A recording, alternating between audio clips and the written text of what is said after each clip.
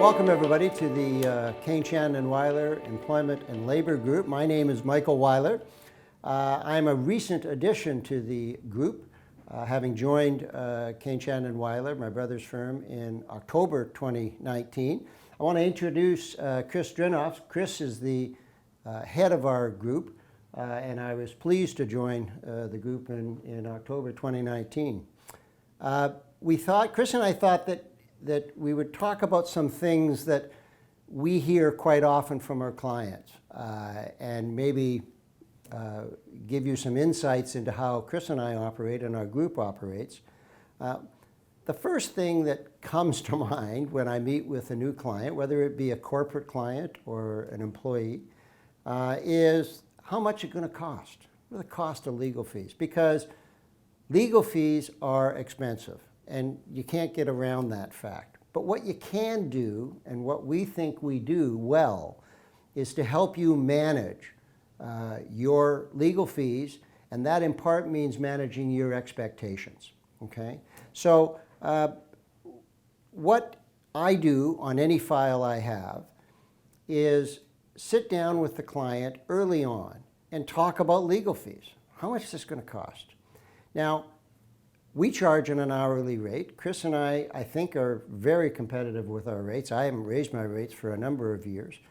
And together we like to say we have 50 years experience. So you're going to get what you pay for. We are competitive in rates, but also in how we establish the file.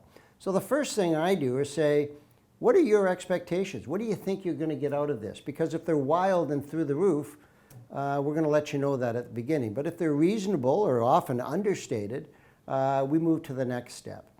What I ask the client to do is take the time to organize all the documents you have, put them in a chronological order, and then do me a chronology that sets it all out. You may miss a lot of things, but you're going to spend a lot of time that otherwise you're going to pay us to do. You also means you have skin in the game. And by having skin in the game, I think that makes a huge difference for people. They can understand what step they go. The other thing that I've done for the last number of years, whether it be a corporate client or a new employee client, executive, is that I ask for a minimal retainer. And I don't use that till we finish the file. And by that, I mean I bill monthly so that the client knows exactly what's going on and can understand what the costs are as we move forward. Our ultimate goal is to get the best settlement, if possible. But that doesn't mean we just settle every case for the sake of settling it. The other side has to know that if we can't come to a reasonable settlement, we're going all the way. That's the commitment that we make to the client, and the other side has to understand that. Finally, one of the things that we think keeps legal fees down for our clients is the fact that Chris and I are well known in the industry. We know the players, we know the lawyers on the other side, and you know, all of these cases, we can control the legal analysis and the strategy. The clients control the facts. So if we marshal the facts and the other side understands what the facts are, most often we can deal with the lawyer on the other side and find a solution that works for both clients. So that's how we address the issue of cost. Chris, is that similar to what your experience has been for the last number of years? Yeah, I take a similar approach, Mike, in terms of really setting clear expectations at the beginning of the file with the client in terms of what the fees are going to be, what the process looks like, especially in a litigation matter, and what the total costs look like at each critical stage of litigation. So I'll often do a litigation budget for my clients and give them an idea of, document discovery will probably be this much, trial preparation will be this much, examinations for discovery this much. So the client really knows and is informed at each step, what it's going to look like. And I really like the idea, Mike, of putting the client to work and having them set out what do they know, what facts do they know, because they know the case better than we do at the beginning.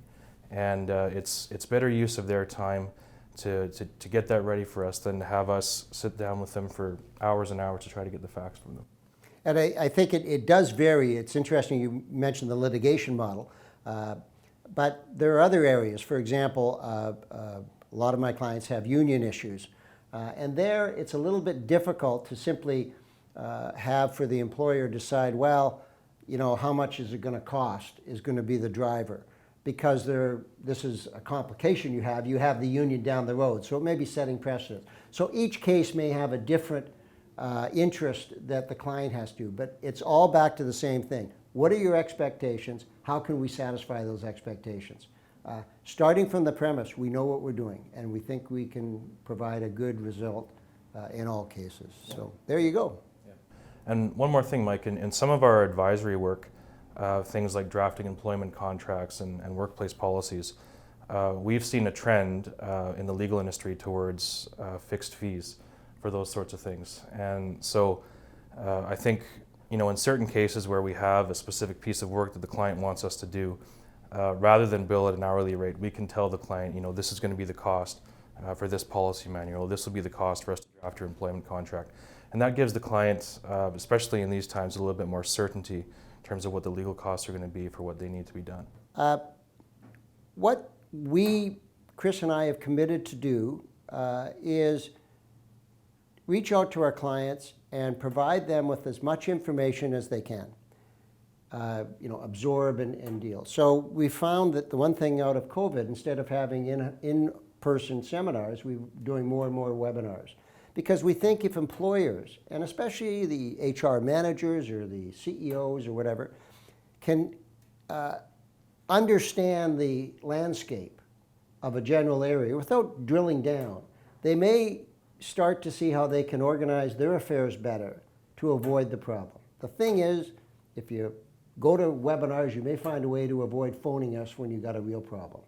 And so we're going to continue to do that because we think coming out of COVID, there will be a lot of activity. So check us out. We'll be putting that on our website and letting you know what's available. Any questions, you give us a call. We'd be pleased to chat with you.